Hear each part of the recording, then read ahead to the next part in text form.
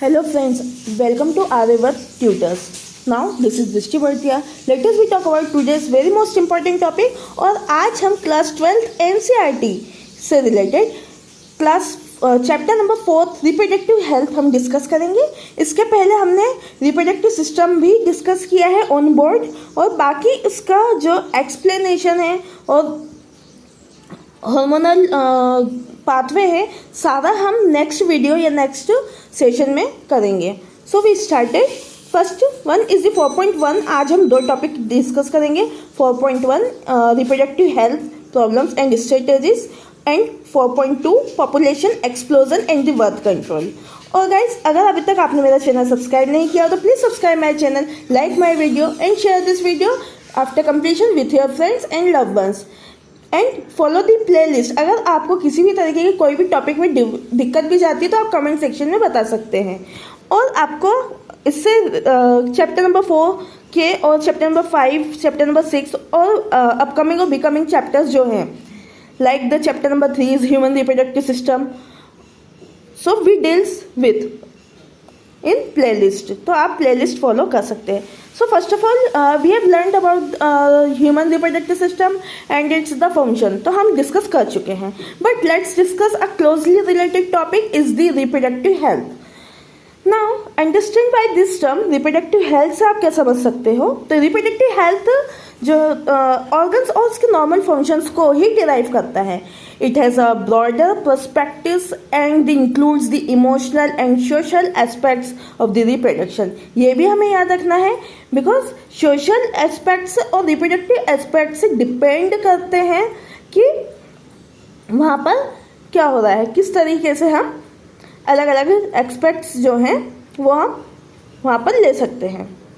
So we discuss in this the organs and the reproductive parts like the normal function, but we in the broad section is the perspective is that कि world health organisation द्वारा WHO द्वारा health की definition बहुत बार आ चुकी है। Health की definition तो हमें पता होना चाहिए। अब हेल्थ की definition is the very most important because ये बार बार क्वेश्चंस बहुत जगह पूछा गया है। आपका 1 मार्क्स 2 मार्क्स क्वेश्चन बनते हैं कि health is a emotional behaviour and social wellbeing, but हमें पता होना चाहिए कि health means to the wellbeing. Is that clear? Important है। Now there for a society have people having the physical and the functionally normal reproductive organs and the normal emotions and behaviour interaction among them in all sex related aspects is might to be called the reproductive health. अगर किसी person में physically या functionally सारे reproductive organs जो हैं वो normal हैं, emotional उसके नॉर्मल हैं, इमोशंस नॉर्मल होना चाहिए, उसका बिहेवियर नॉर्मल होना चाहिए, जो एक दूसरे या अदर सेक्स रिलेटेड एक्सपेक्ट या अदर मेल फीमेल हम बोल सकते हैं या चाइल्ड, इन तीनों कैटेगरी से जो है उनका इंटरेक्शन नॉर्मल होता है। नॉर्मल और हम बोल सकते हैं उनका बिहेवियर नॉर्मल होना चाहिए। Like they had not go for the sound behaviour, like sound behaviour नहीं होना चाहिए उनका, या फिर वह लाइक द शाउटिंग नेचर नहीं होना चाहिए। सो this is the health. Now we discuss the 4.1 is the reproductive health problems and the strategies.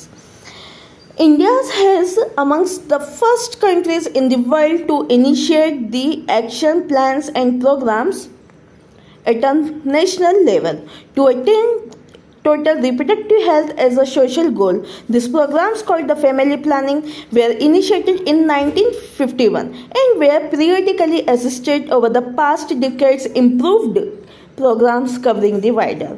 अब इंडिया एक पहली एक ऐसी कंट्री है जहाँ पर वर्ल्ड लेवल पे हमने देखा गया कि सारे प्रोग्राम्स और प्लानिंग जो है वो नेशनल लेवल से अटेंड करके सारे टोटल रिप्रोडक्टिव हेल्थ जो हैं, जो सोशल गोल्स को जो है अचीव करते हैं, उसे हम फैमिली प्लानिंग कहते हैं। ये स्टार्ट की गई थी 1951 में। इसे असिस्टेड किया गया, काफ़ी पहले असिस्टेड कर दिया गया था जिससे इम्प्रूव्ड कर सके प्रोग्राम्स को जो रिप्रोडक्टिव या रिप्रोडक्शन से रिलेटेड हो।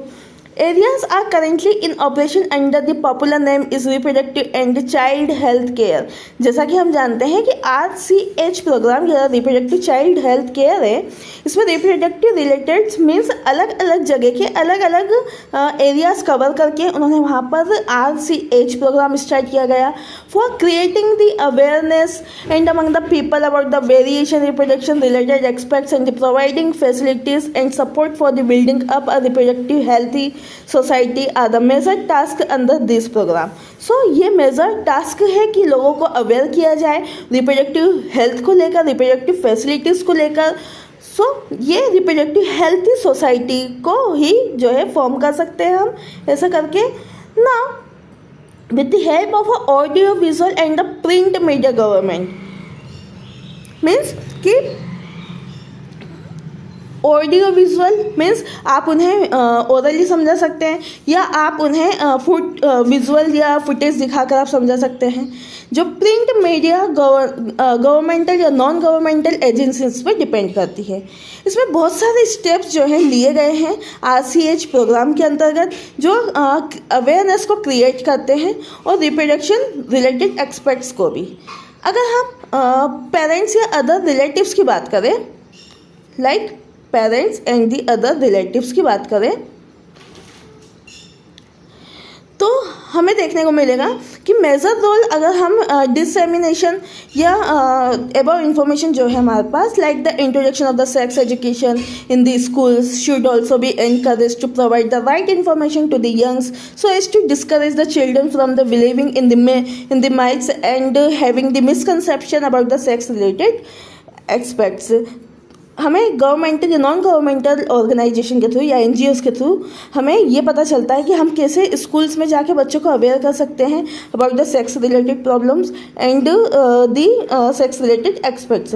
अगर प्रॉपर इंफॉर्मेशन हम रिप्रोडक्टिव ऑर्गन एडोलसेंस या related changes, safe and the hygienic sexual practices की हम, या फिर सेक्शुअल ट्रांसमिटेड डिसीजेस की जैसे लाइक दी एड्स का फुल फॉर्म भी हमें याद रखना है, बहुत बार एग्जाम में आ चुका है। Acquired immuno deficiency syndrome important है, 2 मार्क्स क्वेश्चन बनता है, CBSE में 2 मार्क्स क्वेश्चन बनता है। What help peoples is specially those in the adolescents age group to lead is the reproductive healthy life. तो हमें ये देखने को मिलेगा कि हम किस तरीके से लोगों को अवेयर कर सकते हैं, हम इंफॉर्मेशन कैसे कन्वे कर सकते हैं। एक प्रॉपर इंफॉर्मेशन हम रिप्रोडक्टिव ऑर्गन की हर एज में, लाइक एडोलसेंट्स, टीनेजर्स, हम सभी को जो है about the awareness the safe और हाइजीनिक मेंटेनेंस के बारे में हम बहुत अच्छे से अवेयरनेस कर सकते हैं। When the educating peoples specially a fertile couples and those in the marriageable age group. अगर हम एजुकेटिंग लोगों की बात करें और वो फर्टाइल कपल भी है, लेकिन मैरिजेबल ग्रुप एज जो है उनकी फिक्स है, but about the available birth control options is the care of pregnant mothers, postnatal care of the mothers and child, importance of the breastfeeding and equal opportunities to the male and the female child। अगर हम educating peoples की बात करें तो वहाँ एक fertile couple होने के साथ साथ एक मैरिजेबल एज ग्रुप के अंतर्गत आते हैं। हमने देखा कि अगर वहाँ पर बर्थ कंट्रोल ऑप्शंस मिल रहे हैं या care of the pregnant mothers हम देख रहे हैं, पोस्टनेटल केयर का मतलब यहाँ पर ये है कि after the delivery we include the postnatal care of mother and child. और ब्रेस्ट फीडिंग का क्या इंपॉर्टेंस है और हम कैसे मेल और फीमेल चाइल्ड को इक्वल अपॉर्चुनिटी देकर या इक्वल केयर देकर हम उन्हें कैसे हेल्दी रख सकते हैं। would address the importance of the bringing up socially conscious healthy families of the desired site। और हम कैसे उन्हें एड्रेस करके उनके importance like the socially conscious healthy families को हम, लाइक कुछ फैमिलीज ऐसी होती है सोशली कॉन्शियस हो, जैसे मेरा बेटा अगर हम हाइट वेरिएशन देखें तो कुछ कहते हैं कि मेरे बेटे की हाइट बहुत ज़्यादा है, किसी की हाइट बहुत कम रहती है, like the various changes in the health issues. अब हम अवेयरनेस देखें तो awareness of the problems due to the uncontrolled population growth. हमें अवेयरनेस करना है क्योंकि हमें दिख रही है कि अनकंट्रोल्ड पॉपुलेशन ग्रोथ कितनी ज़्यादा प्रॉब्लमेटिक है। ये सोशल एविल से और ये सेक्स एब्यूज़ के अंतर्गत आता है। They have the sex related crime, और इसी से ही सेक्स रिलेटेड क्राइम भी बढ़ते हैं। But need to be created to the enable people to think and take up necessary steps to prevent them and thereby build up a socially responsible and the healthy society.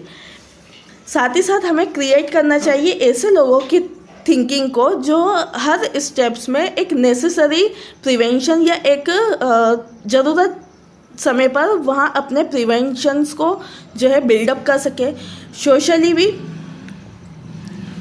Response कर सके, एक healthy society को बना सके। Now the successful implementation, अगर हम successful implementation की बात करें तो ये एक्शन अटेंड करेगा उन रिप्रोडक्शन हेल्थ क्वायरीज को जो एक स्ट्रॉन्ग इंफ्रास्ट्रक्चर फैसिलिटीज़ प्रोवाइड करता है, जैसे प्रोफेशनल एक्सपर्ट्स हो सकते हैं या मटेरियल सपोर्टर्स भी हो सकते हैं। These are essential to provide medical assistance and care to people in the reproduction related problems like the pregnancy, deliveries, STDs again, sexually transmitted diseases, and abortion, contraception, menstrual problems, infertility, etc. etc. अगर हम essential importance देखें हम medical assistance का, तो अलग अलग level पे अलग अलग लोगों को मिल सकता है। नाउ द इम्प्लीमेंटेशन, अब हम इम्प्लीमेंटेशन की बात करें तो इम्प्लीमेंटेशन एक बेटर टेक्निक्स शो कर सकता है, एक न्यू स्ट्रेटेजीज शो कर सकता है।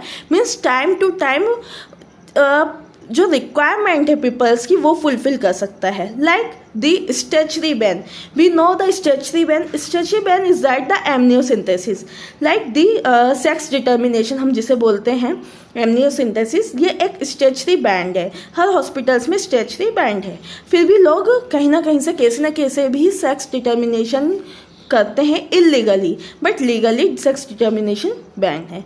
Check increasing the menace of the female foeticides, ये मिनैक या हम बोल सकते हैं फीमेल फर्टिसाइड्स जो है इसे क्या कर रहा है, बढ़ावा दे रहा है। अब जिसे बोलते हैं हम भ्रूण हत्या, ये एक मैसिव चाइल्ड इम्यूनाइजेशन है। कुछ प्रोग्राम्स हमने इसके लिए डिसाइड करे, बट इन एमनियोसिंथेसिस हमने देखा कि एमनियोटिक फ्लूइड हम क्या करते हैं एमनियोसिंथेसिस में, एमनियोटिक फ्लूइड जो है वो डेवलपिंग फीटस का हम वहाँ से क्या करते हैं, उसे एनालिसिस करते हैं।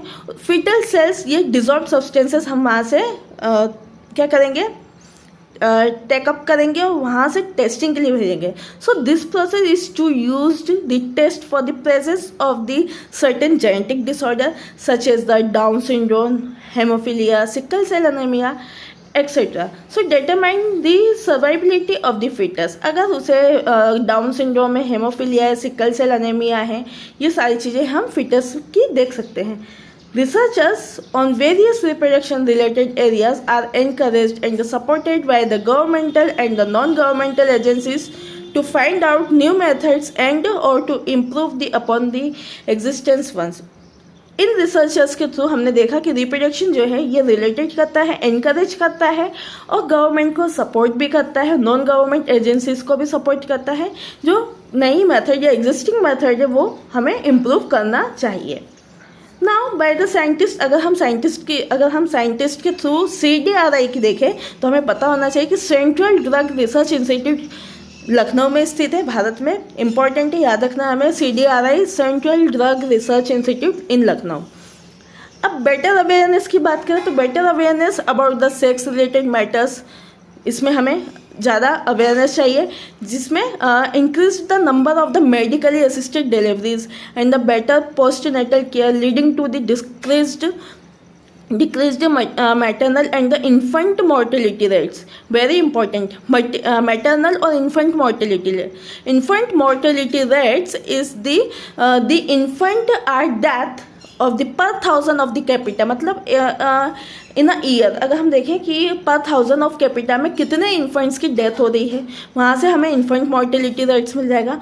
And the increased number of the couples with the small families, अब एक छोटी फैमिली से कैसे नंबर ऑफ कपल्स जो है वो फैमिलियर हो रहे हैं या बढ़ रहे हैं।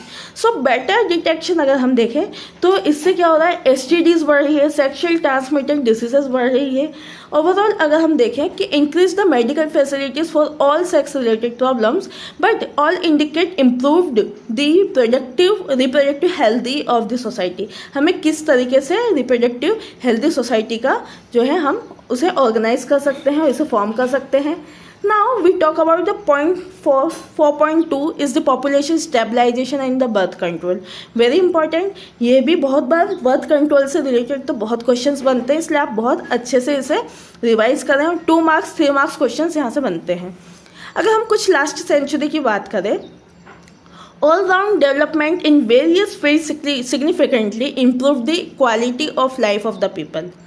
अगर हम देखें कि किस तरीके से अलग अलग फील्ड में डेवलपमेंट हो रहा है और उस क्वालिटी से वर्क कर रहे हैं, तो हम देख सकते हैं कि जिस तरीके से हेल्थ इंक्रीज हो रही है, means the increase the health facilities जो हैं इंक्रीज हो रही है, वहाँ पर बेटर लिविंग कंडीशंस आ रहे हैं जो एक्सप्लोजिव कर रहे हैं on the impact on the growth of the population.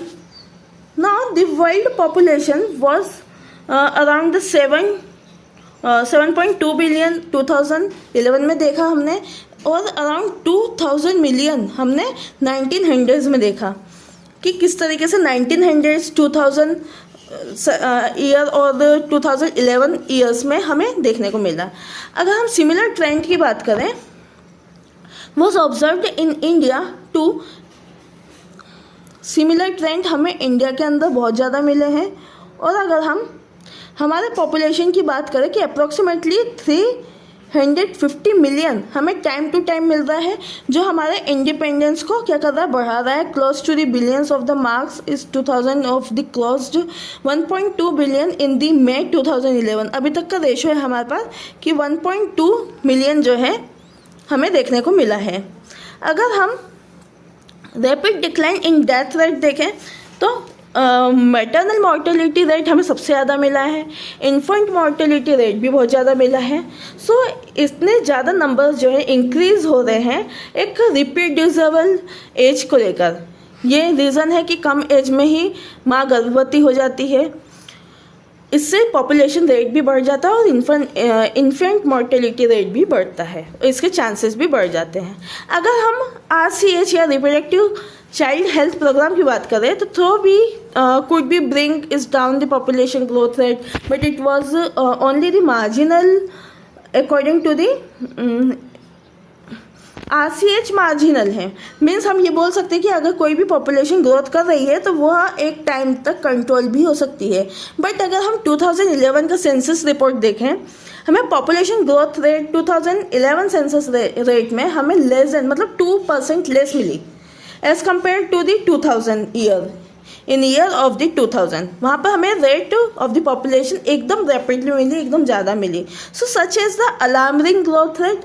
तो ये एक तरीके का अलार्म है ग्रोथ रेट का कि पहले कम थी और फिर अचानक बढ़ते हुए मिली। So this is the very dangerous for the our population to absolutely is scarcity of even the basic requirement. Like उन्हें बेसिक रिक्वायरमेंट नहीं मिल रही है, पॉपुलेशन ग्रोथ बढ़ती जा रही है, सीधे 2 गुना बढ़ रही है, ना उन्हें प्रॉपर फूड मिल पा रहा, ना शेल्टर मिल पा रहा, ना घर रहने के लिए लाइक हम बोल सकते हैं कपड़ा, रोटी, मकान, इन सारी चीज़ों से वह एक पर्टिकुलर एरियाज की पॉपुलेशन क्या कर रही है, इन चीज़ों से जो है स्कार्सिटी वहाँ पर मिल रही है और प्रॉब्लम्स वहाँ पर बहुत सारी क्रिएट हो रही है। But government was force to take up the serious measures to check this the population growth rate, और इसी तरीके से ग्रोथ रेट भी क्या हो रही है, बढ़ रही है। अगर हम इंपॉर्टेंट स्टेप्स की बात करें तो to overcome the problem is to the motivate smaller families by using the various contraceptives method. Smaller families क्या करें, बहुत सारी कॉन्ट्रासेप्टिव मेथड्स जो है लेती है, या time to time showing in happy couple with 2 children with the slogan is the हम दो हमारे दो। तो गवर्नमेंट ने ये पोस्टर्स, बिल्स और अलग अलग मीडियाज़ में इस तरीके के प्रचार करे हैं कि 2 childs in a small family होना अच्छा है, बिकॉज ये हमारे दो का इन्होंने लाइक स्लोगन निकाला है. सो वी टू और our two is the many peoples और many couples, mostly the young urbans और working ones have even adopted as one child norms. और बहुत सारे जो वर्किंग पर्सन है वो ओनली वन चाइल्ड नॉर्म्स पे ही वर्क कर रहे हैं. अगर हमें statutory raising of the marriageable as देखें तो फीमेल जो है 18 ईयर्स की और जो मेल्स हैं 21 ईयर्स के. Incentives given to the couples with the small families are two of the other measures taken to tackle this problem. So let us describe some of the commonly used contraceptive methods which help the prevent unwanted pregnancy. So हम अब contraceptive method देखेंगे जो unwanted pregnancy को रोक सकती है. An ideal contraceptive should be the user friendly. contraceptive method user friendly होता है और इजीली अवेलेबल भी होता है. इफ़ेक्टिव है, रिवर्सिबल है और इसके कोई भी बहुत कम इसके साइड इफ़ेक्ट होते हैं. But it should in the no way interfere with the sexual desire and और the sexual act of the user. A wide range of the contraceptive method are presently available which could be broadly grouped into the following categories named, like the natural or traditional contraceptive भी हो सकते हैं. like the menarche, some females go for a religious. अगर कोई lady religious होती है उसे traditionally या नेचुरली हम उसे क्या कर सकते हैं, कॉन्ट्रासेप्टिव्स दे सकते हैं. और अगर हम बैरियर की बात करें, barrier is one of the copper T, Lloyd D, Lloyd 555, इस तरीके के बैरियर्स हम यूज़ कर सकते हैं. And next is IUDs. IUDs is the intra uterine devices, ये भी यूज़ कर सकते हैं हम. और ओरल कॉन्ट्रासेप्टिव्स भी as well as injectable contraceptives भी और implants and the surgical method भी यूज़ कर सकते हैं. बिकॉज IUDs जो रहते हैं ये इम्प्लांट्स ही किए जाते हैं. अब हम नेचुरल मेथड की बात करते हैं. Natural method work on the principle of the avoiding chances of the ovum and the sperm meeting. Natural method यही है कि ओवम और स्पर्म को मीट ना करा सके. But periodic abstinence is one such method in which the couples avoid or abstain coitus from day of 10 to 17 of the menstrual cycle when ovulation could be expected. Now, as chances of the fertilization are very high during this period, it is called the fertile period. Therefore, by abstaining from the coitus during this period, conception could be prevented. Like withdrawal or coitus interrupts is another method in which the male partner withdraws his penis from the vagina just before the ejaculation so as to avoid the insemination. Now the lactation amenorrhea. lactation amenorrhea क्या है?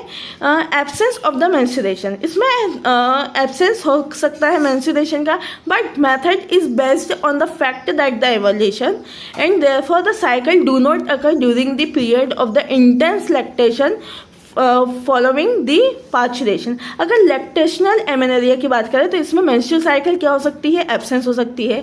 ये based हो सकता है कि ovulation शायद हो चुका है या साइकिल डिस्टर्ब हो चुकी है. तो हमें देखना है कि लैक्टेशन जो है वो क्या कर रहा है, पार्चुरेशन को फॉलो कर रहा है या नहीं कर रहा है. Therefore as long as the mother breast feeds the child fully, अगर माँ पार्चुरेशन के बाद भी माँ ब्रेस्ट फीडिंग बच्चे को करा रही है और chances of the conception are almost nil, और कुछ कंसेप्शन हम बोल सकते हैं कि ऑलमोस्ट नील है, तब तक तो ठीक है. But however this method has been reported to be effective only up to a maximum period of the 6 month following parturition. और कम से कम माँ को गर्भवती होने के बाद 6 महीने तक बच्चे को दूध पिलाना चाहिए. एज नो मेडिसिन और devices are used in this period, और किसी भी तरीके की दवाइयाँ और किसी भी तरीके के डिवाइसेस अपनी बॉडी पर यूज़ नहीं करना चाहिए. Side effects are almost nil, इससे साइड इफ़ेक्ट्स जो है नील हो सकते हैं. और chances of failure through of this method are also high, और चांसेस ऑफ फेलियर भी हो सकते हैं. नाउ इन बैरियर, अब बैरियर की बात करें तो barrier methods is the ovum and sperm are prevented from the physically meeting with the help of the barrier. Barrier हम तब यूज़ करते हैं जब हमें फिजिकली मीटिंग ना कराना हो ओवम और स्पर्म की, but such methods are available for both males and females. लेकिन कुछ मेथड जो है वो मेल और फीमेल दोनों के लिए बने हैं। लाइक कॉन्डोम्स, अगर कॉन्डोम्स की बात करें हम तो कॉन्डोम्स एक बैरियर है, thin rubber latex sheet that are used to cover the penis in the male or the vagina and cervix in the female। Female cervix पे भी और मेल फीमेल सर्विक्स पे भी या वेजाइना पे इसे यूज़ किया जा सकता है just before coitus so that the ejaculated semen would not enter in the female reproductive tract. और इसी के साथ ही अगर क्वाइटस से हमें प्रिवेंट करना है या इजैकुलेशन या सीमेन से प्रिवेंट करना है तो फीमेल रिप्रोडक्टिव ट्रैक में यूज़ कर सकती है। This can be prevent conception like the Nirodh is a popular brand of the condom for the male, but use of the condoms has increased in recent years due to its the additional benefit of the protection the users from the contracting STDs और STDs, sorry इसके अंदर STIs नहीं होगा, sexual transmitted insemination हो सकता है और ads से भी बचाव हो सकता है। और देखते हैं इसमें आगे क्या दिया है। बहुत मेल और फीमेल अगर हम दोनों कॉन्डोम्स जो हैं ये डिस्पोजेबल होते हैं, ये सेल्फ इंसर्टेड होते हैं और ये प्राइवेसी यूजर्स के लिए यूज़ होते हैं। अब हमें ये याद रखना है कि डायफ्राम, सर्वाइकल कैप और वॉल्ट्स ये तीनों बैरियर हम यूज़ कर सकते हैं। डायफ्राम क्या है? डायफ्राम एक तरीके का सब्सटेंस हम बोल सकते हैं कि एक तरीके का क्या है, इंटरप्शन है। सर्वाइकल कैप जो है वो फीमेल्स के अंदर यूज़ होती है, वॉल्ट्स भी फीमेल्स के अंदर यूज़ होते हैं। ये एक rubber making female reproductive track पर फीमेल रिप्रोडक्टिव हम बोल सकते हैं कि इम्प्लांटेशन भी हम कर सकते हैं इसे, और ये क्वाइटस से प्रिवेंट करता है। They prevent conception by blocking the entry of the sperm, ये स्पर्म की ब्लॉकिंग में हेल्प करता है और ये सर्विक्स पर हम इसे यूज़ कर सकते हैं। दे आर रीयूजेबल, और ये रीयूजेबल भी हम इसे रीयूज़ भी कर सकते हैं। ये स्पर्मिसाइडल क्रीम की तरह इसमें वर्क करता है। जेलीज और फोम भी हम इसमें यूज़ कर सकते हैं। Barriers to increase their contraceptive efficiency, ये बैरियर्स यूज़ करते हैं, ये कॉन्ट्रासेप्टिव इफिशिएंसी को बढ़ाते हैं। Another effective and the popular method is the use of the intrauterine devices। अब हम बात करते हैं intrauterine devices की। अगर हम डिवाइसेस की बात करें तो ये डॉक्टर्स के थ्रू ही हमें जो है इसे फॉलोअप करना चाहिए, ये डॉक्टर्स एडवाइस पे ही वर्क करता है। अब ये एक्सपर्ट नर्सेस या यूट्रस जो हैं, यूट्रस या वेजाइनाज में इसे इंसर्ट किया जाता है नर्सेस के थ्रू। This intrauterine devices are presently available in the non medicated IUDs, हम जिसे बोलते हैं बहुत इंपॉर्टेंट है बिकॉज नीट यूजी में भी आ चुके हैं क्वेश्चन कि लिपिज लूप यूज़ किया जाता है। कॉपर रिलीजिंग आईयूडीज, जैसे copper releasing means copper chemicals use कर सकते हैं आईयूडीज लगवाकर। आईयूडीज में हमें copper T, copper 7, Multiload 375, very important तीनों क्वेश्चंस आ चुके हैं। कौन कौन से आईयूडीज इंपॉर्टेंट है? Copper T, copper 7, Multiload 375। अब हार्मोन रिलीजिंग आईयूडीज की बात करें तो हमें याद रखना ये भी बहुत इंपॉर्टेंट है। प्रोजेस्टासेट और LNG-20 दोनों यूज़ करे जा सकते हैं। 4.2 फिगर जो हमें दिख रहा है ये कॉपर टी का है, और ये जो हमें दिख रहा है ये कॉन्डोम फॉर फीमेल, और 4.1A में कॉन्डोम फॉर मेल। हमें तीनों फिगर्स जो हैं ये भी एग्जाम में आ चुके हैं, सो इसे लेबलिंग आप कर सकते हैं। IUDs increases the phago, IUDs का फंक्शन भी याद रखना है।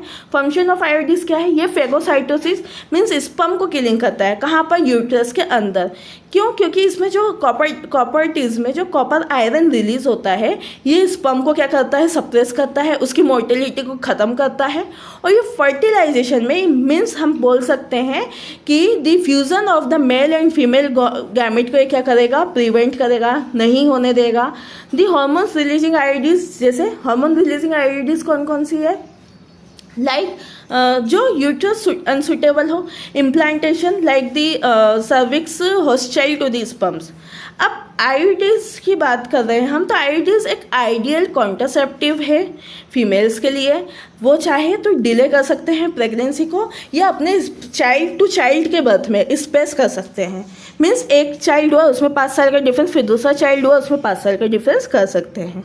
It is one of most widely accepted method of the contraception in India. ये एक बहुत ही अच्छा इफ़ेक्टिव इसके रिजल्ट्स आए हैं, इसलिए हमें याद रखना है, क्वेश्चंस भी बहुत बनते हैं। Oral administration of small doses of either progesterone और द प्रोजेस्टेरोन एस्ट्रोजन कॉम्बिनेशन, हमें दोनों में मिल सकते हैं, प्रोजेस्टेरोन में भी मिल सकता है, प्रोजेस्टेरोन और एस्ट्रोजन कॉम्बिनेशन में भी हमें स्मॉल डोसेस में कॉन्ट्रासेप्टिव मिल सकता है। ये फीमेल्स के लिए होता है, but they are used in the forms of the tablet, और ये फॉर्म्स ऑफ अ टैबलेट्स जिसे हम पिल्स के नाम से जानते हैं। Pills has to be taken in daily for a period of 21 days starting preferably with in the first 5 days of the menstrual cycle. अगर 21 डेज के बाद अगर मेंसेस नहीं आते तो वो विद इन 5 डेज इसे लेकर, ये आफ्टर गैप द 7 डेज के गैप के बाद मेंस्ट्रुअल साइकिल फिर से स्टार्ट होएगी, और ये रिपीटेडली क्या हो जाएगा, some till the female desires to prevent conception, और इसे प्रिवेंट कर सकती है। They inhibit ovulation and the implantation as well as alter the quality of the cervical mucus to prevent और retarded entry of the sperm. इससे cervical mucus के through जितने भी स्पर्म्स इंटर हुए उन्हें रिटार्ड कर सकते हैं। Pills are very effective with lesser side effect are well accepted by the females like the Saheli. The new oral contraceptive for the females contains a non steroidal preparation. Very important, non steroidal preparation में ही हम सहेली को use करेंगे। Non steroidal बार बार पूछा गया है, NEET UG में भी आया कि नॉन स्टेरॉइडल होता है या स्टेरॉइडल होता है, तो हमें पता होना चाहिए कि ओरल कॉन्ट्रासेप्टिव जो होते हैं ये नॉन स्टेरॉइडल होते हैं। ये हफ्ते में सिर्फ एक बार दिया जाता है, इसके साइड इफ़ेक्ट बहुत कम होते हैं, लेकिन कॉन्ट्रासेप्टिव वैल्यूज़ इसकी बहुत ज़्यादा हाई रहती है। Now, the progesterone alone or in the combination with the estrogen are also used by the females as injection or implants under the skin. और बहुत सी फीमेल से प्रोजेस्टेरोन और एस्ट्रोजन के कॉम्बिनेशन को इंजेक्शन के थ्रू अपनी बॉडी में इम्प्लांट कर लेती हैं स्किन के अंदर। Their mode of the action is similar to that of the pills. ये एक तरीके के पिल्स की तरह ही इफेक्ट करता है, बट इसके ज़्यादा इफेक्टिव और बहुत लंबे टाइम तक के लिए रहते हैं। Administration of the progesterone and the progesterone estrogen combination or IUDs within 72 hours of the coitus have been found to be very effective as emergency contraceptives, as they could be used to avoid the possible pregnancy due to the rape or casual unprotected intercourse। के अंदर इसे हम 72 hours के अंतर्गत दे सकते हैं। अब surgical method की बात करें, सर्जिकल मेथड को ही हम स्टेरिलाइजेशन कहते हैं। ये जनरली एडवाइस की जाती मेल फीमेल दोनों पार्टनर के लिए। टर्मिनल मेथड भी हम इसे कहते हैं, इम्पॉर्टेंट है। अब मेल के अंदर क्या होगा, मेल के अंदर हम वास्ट डिफरेंस को कट करके वहाँ से टाई कर सकते हैं, जिससे क्या होगा, उसका स्पर्म रिलीज तो होगा लेकिन स्पर्म काउंट कम हो जाएंगे। इससे क्या होगा, वेसेक्टोमी। हम इस मेथड को क्या कहते हैं, वेसेक्टोमी। वास्ट डिफरेंस को कट कर रहे हैं, वहाँ पे उसे टाई कर रहे हैं, तो वो वेसेक्टोमी। अब फीमेल्स के अंदर हम क्या कर रहे हैं, फीमेल्स के अंदर हम फर्टिलाइजेशन को प्रिवेंट कर रहे हैं। मीन्स अगर मेल स्पर्म अंदर आ भी गया और उसे हम फर्टिलाइज नहीं करेंगे तो फेलोपियन ट्यूब को हम वहाँ से क्या करेंगे, कट करेंगे और उसे वहाँ पर टाई कर देंगे, या वहाँ पे हम उसे जोड़ देंगे दूसरे मसल से।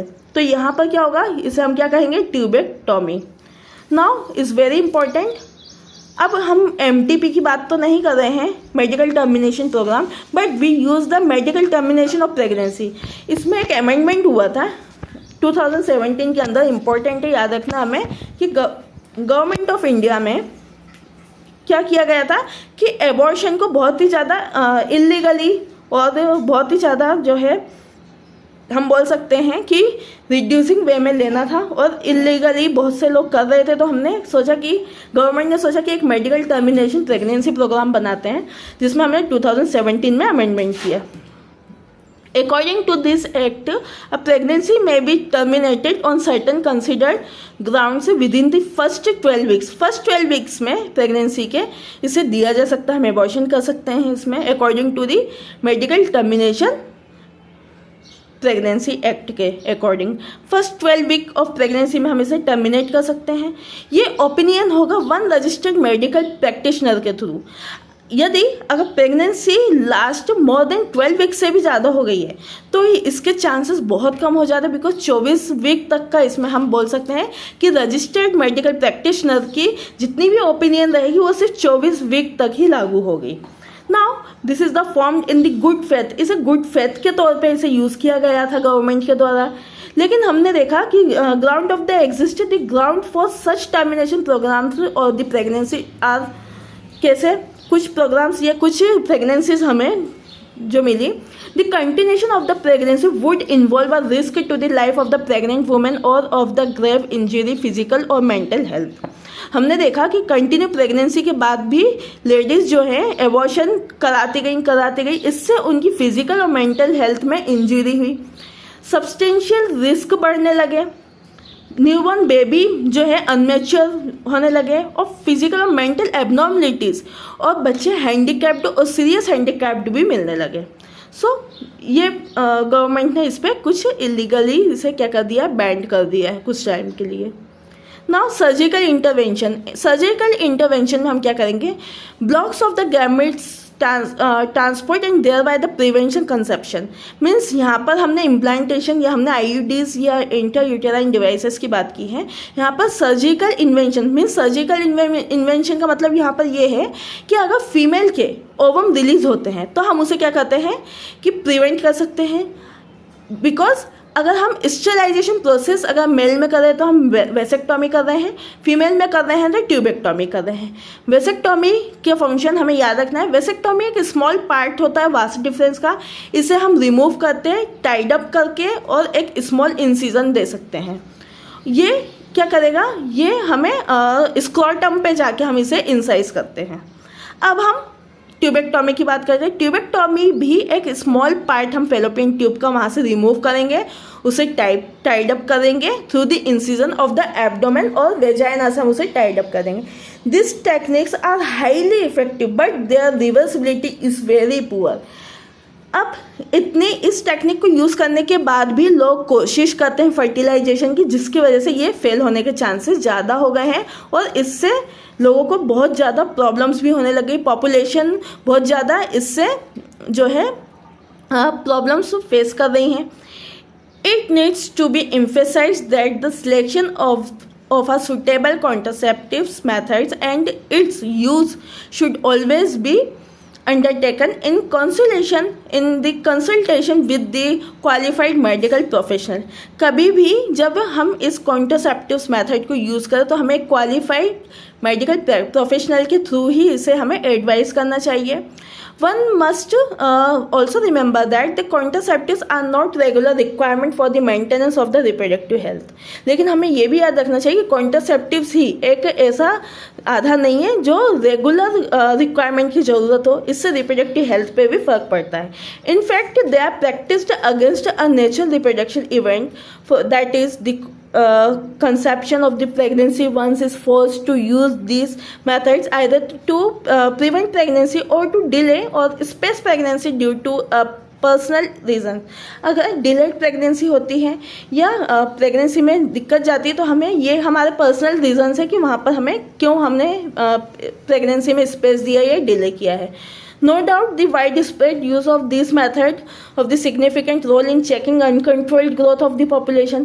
हमने ये सारे मेथड यूज़ करने का सिर्फ हमारा एक ही कारण था कि हमने जिस तरीके से अनकंट्रोल्ड ग्रोथ पॉपुलेशन हो रही है उसे हमें चेक करना है और उसे हमें रिड्यूस करने की कोशिश करना है, हमें उसे जो है प्रिवेंट करने की कोशिश करना है। Now however they are possible ill effect like, अगर पॉसिबल इल इफेक्ट हमें देखने को मिलेंगे कॉन्ट्रासेप्टिव के, लाइक नोशिया, चक्कर आना, एब्डोमिनल पेन, पेट में दर्द होना और ब्रेक थ्रू दी ब्लीडिंग, और ब्लीडिंग में जो है ब्रेक थ्रू हमें देखने को मिलता है। इरेगुलर मेंस्ट्रुअल ब्लीडिंग एक बहुत बड़ा कारण होता है ब्रेस्ट कैंसर का, जिसमें हमें बहुत ज़्यादा जो है वेरी सिग्निफिकेंटली और टोटली हम इसे इग्नोर करने की कोशिश करते हैं। ये चीज़ इसमें गलत होती है बिकॉज इसमें कैंसर के चांसेस बढ़ जाते हैं। Now we discuss in the 4.3 medical termination of pregnancy. MTP हम नेक्स्ट वीडियो में जो है डिस्कस करेंगे। और अभी तक के पॉइंट्स में पॉइंट नंबर 4.1 और 4.2 में जो भी दिक्कत जाती है तो आप कमेंट सेक्शन में बता सकते हैं। सो गाइस, फिर मिलते हैं एक नए वीडियो के साथ विद दी एमटीपी हम डिस्कस करेंगे। अगर आपने अभी तक प्लेलिस्ट फॉलो नहीं की है तो आप कर सकते हैं। और आपको वीडियो कैसा लगा आप कमेंट सेक्शन में बता सकते हैं। अगर आपने अभी तक चैनल सब्सक्राइब नहीं किया तो please subscribe my channel, like this video and share this video after completion with your friends and love once. Thank you so much. जय हिंद, जय भारत, धन्यवाद।